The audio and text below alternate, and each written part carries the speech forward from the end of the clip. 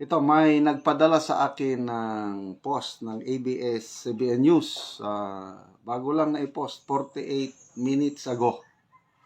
Basahin ko CIDG Chief Brigadier General Nicolas Torre files inciting to sedition complaint versus ex-Army Captain Clemente Dado Enrique at the Department of Justice. The complaint stemmed from Enrique's anti-government statements online through his YouTube channel, Pinoy Survivor, via Adrian Ayalin, ABS-CBN News. So, ito po, ayan may picture si General Torre. So, hawak-hawak niya yung complaint sheet ba ang tawag niyan. So, salamat sa kaibigan ko na nagpadala nitong para ma-update. So, tinignan ko, ano ba itong inciting to sedition?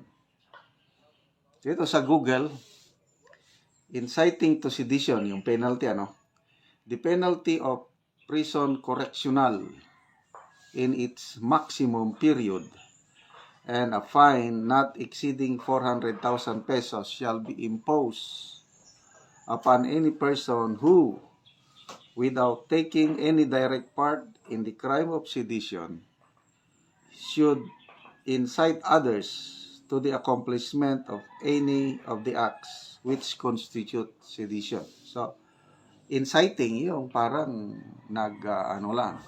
nag-i-encourage. So, iba naman yung actual na nag-participate sa sedition. So, what does inciting to sedition mean? Sedition is the illegal act of inciting people to resist or rebel against the government in power. It is what the southern states,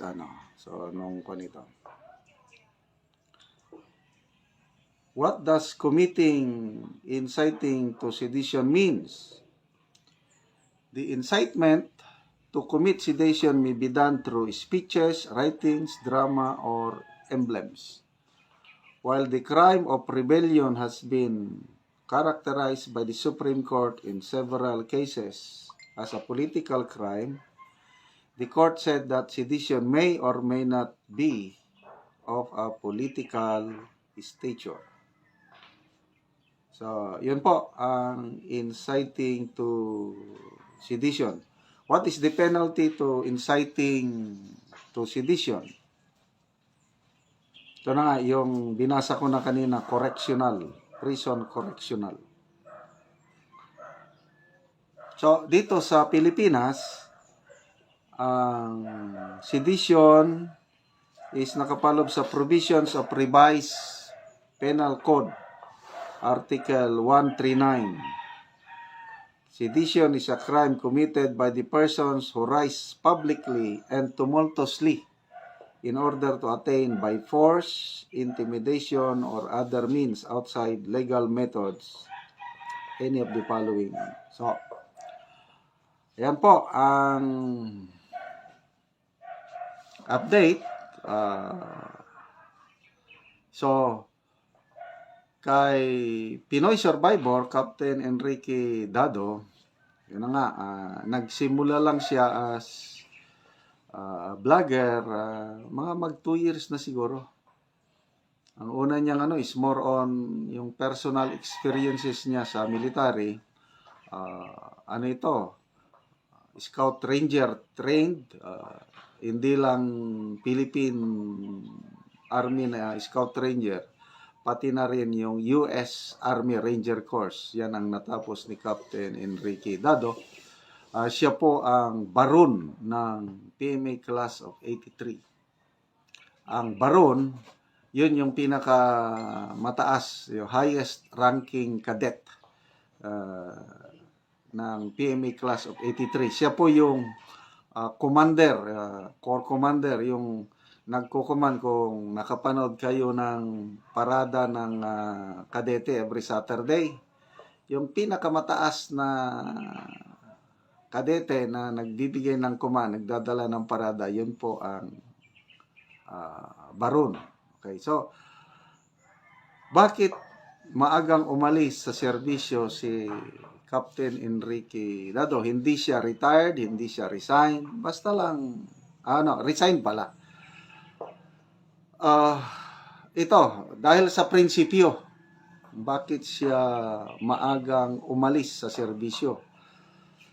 Nung panahon ng Cory administration, nagkaroon po ng series of kudita. I think siyam na beses ata nagkudita. At yung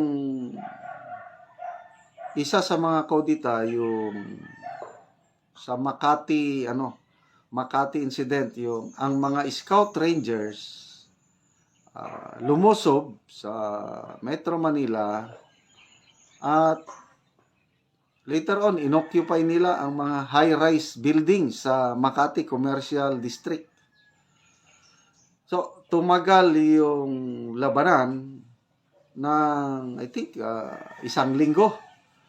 Kasi itong mga Army Scout Rangers, sila yung pinakamatinik na sundalo ng Philippine Army. Mga karamihan nito, mga sharpshooter. So, inoccupy nila ang mga matatas na building sa Makati.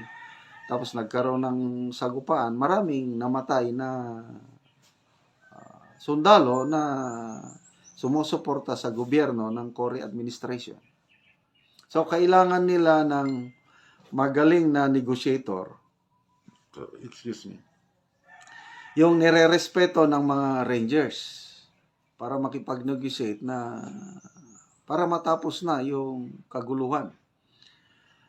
Ang napili na government negotiator itong si Army Captain Enrique Dado. So, nasa panig siya ng gobyerno, hindi siya sumama sa kudita. Siya ang napili kasi respetado siya ng mga Army Scout Rangers. So, siya ang pinadala. Ang Chief of Staff noon, if I'm not mistaken, si General Arturo Enrile. So, yun. Gumalaw si Captain Enrique Dado at nagtagumpay siya sa kanyang misyon. Nakumbinsi niya ang mga Army Scout Rangers na itigil na ang putukan. So ito yung napagkasundoan na isa lang ang makulong. Yun lang regimental commander, yung pinakamataas, Colonel, if I'm not mistaken, is Colonel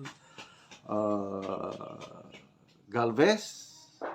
Hindi ko na ma-sure, basta dapat ang makulong lang yung pinakamataas na commander, regimental commander ng Army Scout Regiment, Scout Ranger Regiment. All the rest, wala nang hindi na sila makakasuhan, hindi na matatanggal. So, inako lahat ng regimental commander yung kasalanan. So, yun ang usapan. So, pumayag ang lahat. Kaya lang, after yung kudita na yun, ang nangyari, hindi natupad yung kasunduan. Maraming ikinulong. Hindi lang yung regimental commander. Okay, dito na umano yung prinsipyo.